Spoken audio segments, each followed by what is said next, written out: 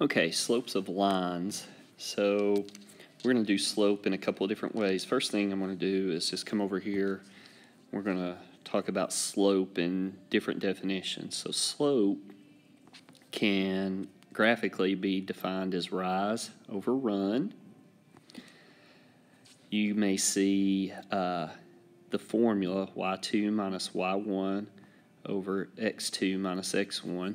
So if you notice, both of these are fractions. Okay, make sure you always simplify fractions. And then we've also seen this is slope-intercept form, and m here is the slope. Okay, and then we're going to learn some relationships with these. So let's go ahead and do these first two. So here we have a graph, so we're going to use that first definition, rise over run. So one thing to note, anytime you look at a line and going from left to right, the line is going up, that has to be a positive slope. So I'm going to take the 2 points they give me and I'm going to count 1, 2, 3. Since that's up, that's positive. Then it's 1, 2. That's positive because it's to the right. So that's a positive 3 over 2, rise over. Okay, so again, rise over run. Okay, let's do the next one. So this one going from left to right is going down, so that's going to be a negative slope. Again, we're just going to count. So 1, 2, 3, 4, 5, and that's a negative because we went down. Then 1, 2, positive 2 because I went to the right. So that would be a negative 5 over 2. So that's slope graphically, just counting, rise over run.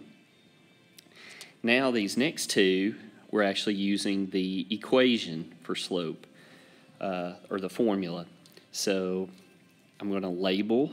So this is x1, y1, x2, y2. Use my formula, y2 minus y1 over x2 minus x1. Now again, we've done this already on your calculator, but remember, if you do the alpha and y equals button and pick n over d, that's going to do this fraction and simplify it for you. So if you do that and simplify that, you're going to get 1 over 6.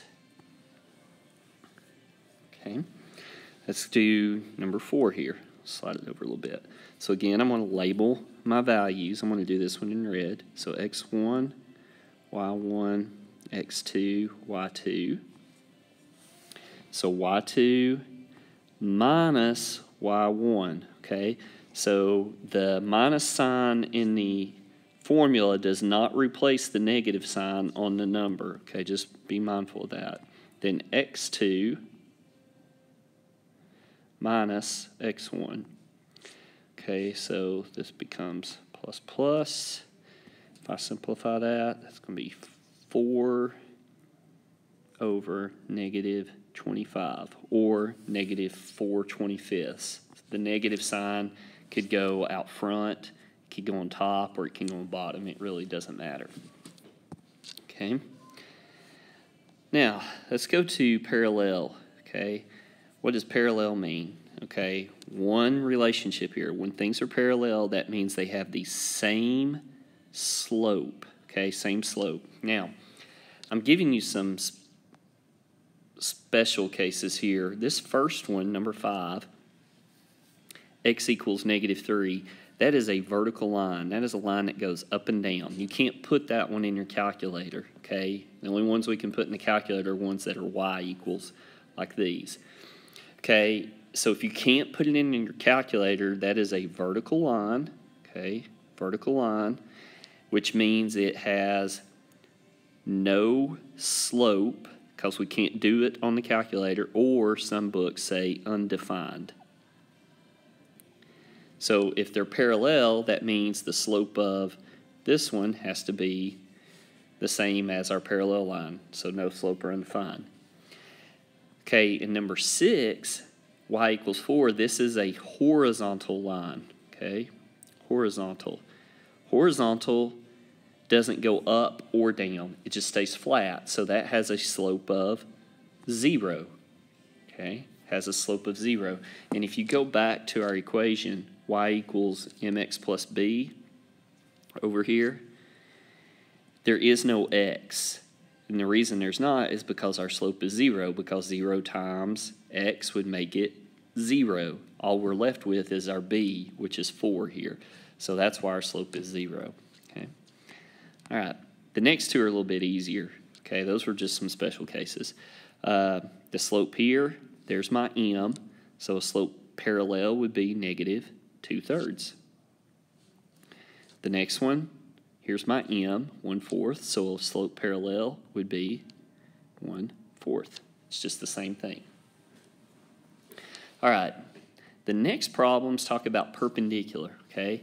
So perpendicular means slopes are opposite reciprocals. Okay, what in the world does that mean? That means you flip and change the sign. Okay. Now, again, we have a special case here, number 9. So the slope of this one was no slope. Okay. So the perpendicular, this is our symbol for perpendicular. Perpendicular slope would be 0. Okay. Why? Because, again, this one is a vertical line.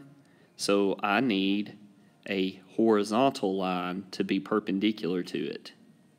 Okay, so just like our picture, there's my horizontal, here's my vertical. So a horizontal line has a slope of 0. We just got through doing that in those previous problems. Okay, the next one is a slope of 1/5. So the perpendicular slope is, we do what it says here, flip it. That's going to be 5/1, and then change the sign. This one's positive, so this now becomes negative. So you could simplify that as just -5. Okay, what about this one? What's right here? Well, it's not written, but it's a 1. Okay, so the perpendicular slope, what do? We flip it. So if you flip 1, you still get 1, but then you change the sign, and you get, sorry about that, you get a negative. Okay, what about the last one? Y equals 1. That's a horizontal. It's a horizontal line, so its slope is what? 0. We just got through doing that. So the perpendicular slope would be a vertical line. Okay, so I need a vertical. What's the slope of a vertical? We said that is no slope, or some books say undefined. So that's what you would put for that. So hopefully this is a review, because you should have learned slope in Algebra 1.